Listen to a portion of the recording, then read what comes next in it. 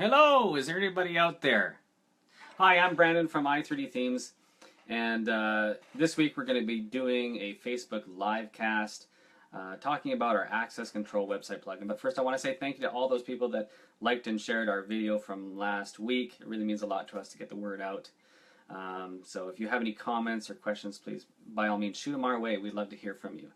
So again, this week we're going to talk about the access control website plugin. It's probably one of our most popular, powerful, and actually one of the easier ones to use. Not that they're not difficult to use, not that they are difficult to use, but this is it's really very easy.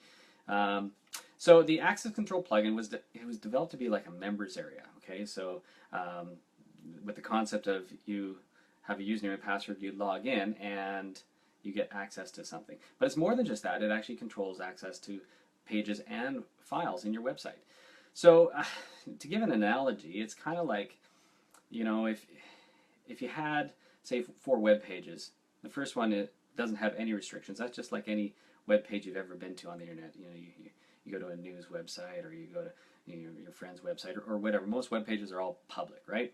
So the next web page, maybe we're doing something to do with teams, sports teams, and so you have the blue team. And the blue team has, like a roster and maybe a practice schedule, maybe some tactics, stuff like that. And you want to have access just for the blue team to be able to view that stuff. So say you've got a couple people, they're part of the blue team, they show their little credentials, and they get in. Okay, so only they can view those pages. You have another web page for the red team. Okay, something like that. And again, they don't want the blue team seeing their tactics or their agenda or their schedule or whatever.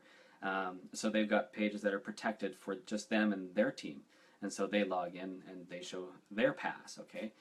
And then, another situation might be is that you've got another page and it's restricted, but no teams have access to it. Maybe it's something very individual for a particular player or team. And you can actually grant access to that page just to one person on an account-by-account basis, or 2 people if you wish. But it doesn't have to be, to do with their user type.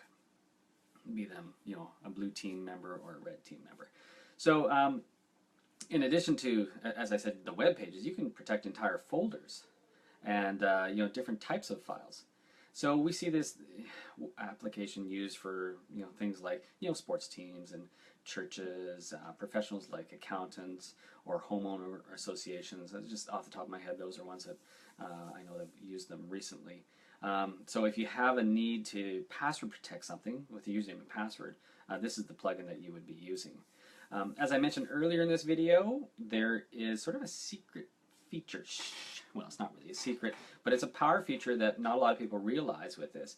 If you happen to have the shopping cart plugin as well, you could have an eGood product with that. So, for example, you were selling an ebook, like website plugins for dummies. And what you could do is you could set it up so that when a person purchases, once the purchase is complete, their account is upgraded. Either have access to a single PDF file, maybe website plugins for dummies.pdf, or maybe a whole set of files by upgrading their account to a standard purchaser or something like that that has access to maybe a welcome page and maybe the PDF, maybe a workbook or something like that. So that's not a lot of people know about this, but it's one of these features that it's sort of shared between the shopping cart and the access control, and you really can do quite a bit with it. So we think that's pretty cool. Anyways, here we are at the end of sort of the core features of this plugin.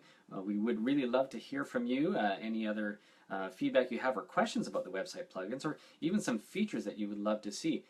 Our website plugins were developed from ideas that our customers have given us, and they only gets better once we get some more feedback. But I guess we've had them around for 8. I'm looking at the date here, 2016. 10 years in one form or another. This is actually probably the 3rd or 4th sort of revision of them as we're currently going forward. And they've just gotten better and better every year. So again, if you have any feedback or ideas, certainly we'd love to hear from you. And as I mentioned in last week's video, coming up probably towards the end of this series, we're going to have some more information about some new website plugins, some power plugins that I think you're really going to enjoy. So anyways, hope to hear from you soon. We'll talk to you again next week, Wednesday, 1 p.m. Pacific time. Talk to you then. Bye-bye.